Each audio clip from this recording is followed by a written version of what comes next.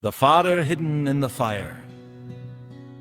Chapman's Iliad and the secret architecture of the poetic word. There are moments in great translations when the translator ceases to be merely a servant of another poet's voice and becomes, instead, a second creator.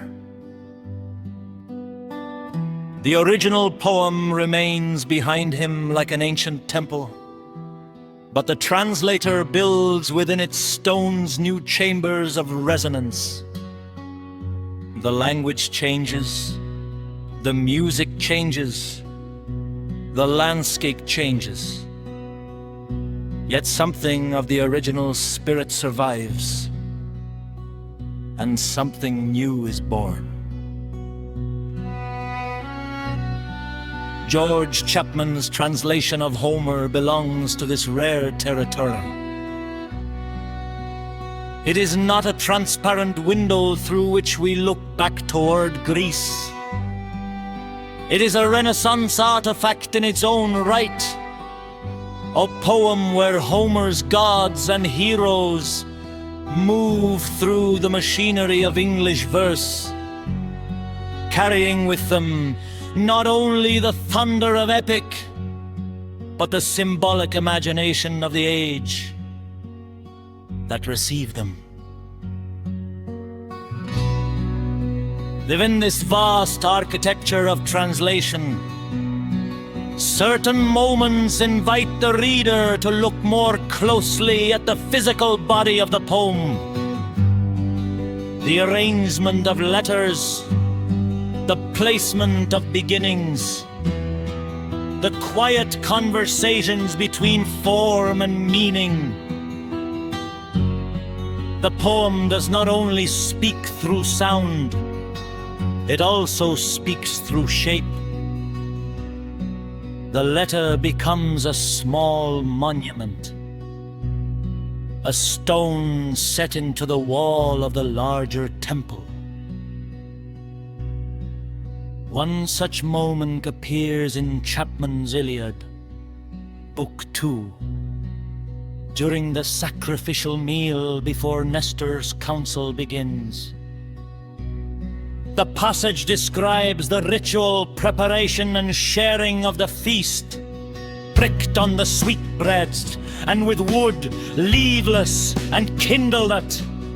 At pposéd fire they burn the thighs, which done the inward slit. They broiled on coals and eat, the rest in giggots cut they spit. Roast cunningly, draw, sit and feast, not lack to leave allayed each temperate appetite which served Nestor began and said. The opening letters of these lines form pricked, pposéd, they roast each P-A-T-R-E in.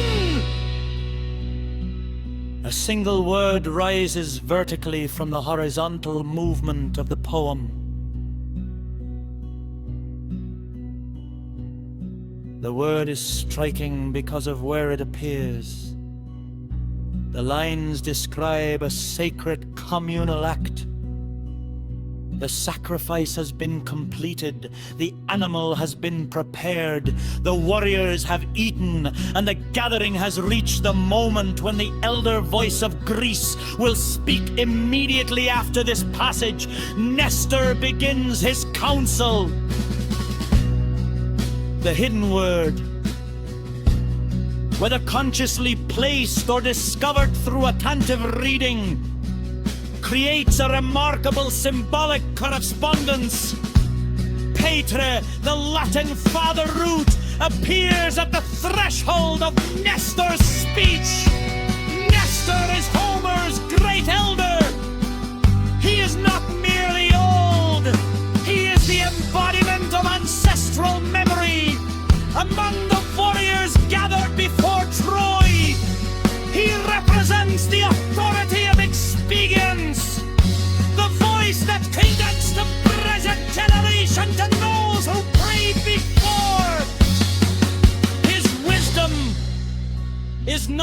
wisdom of the battlefield alone, but the wisdom of inherited time.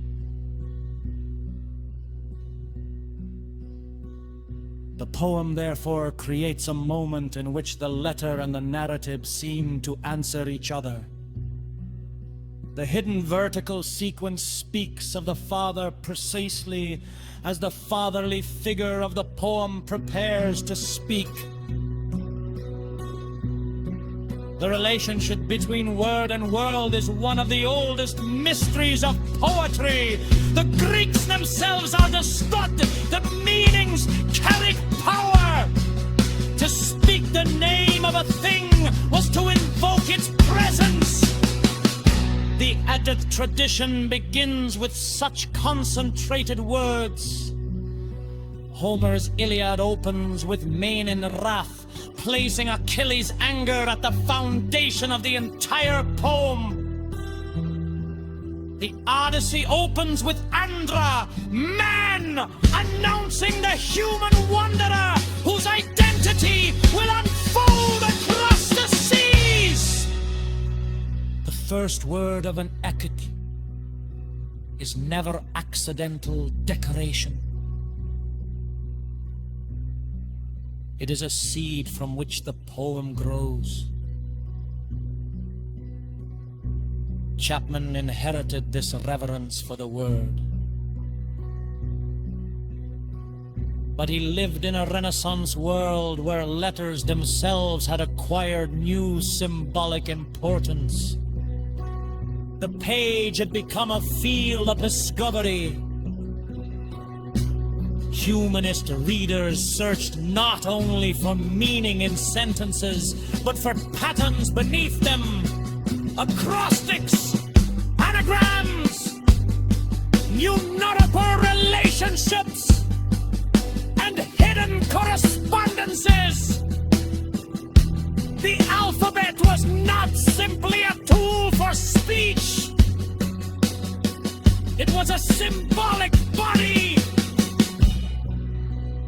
In such a world, the physical placement of letters could become a poetic gesture. This is why the PATRE or PATRE sequence deserves attention. But there's not simply the 5 consecutive lines happen to begin with these letters. The deeper interest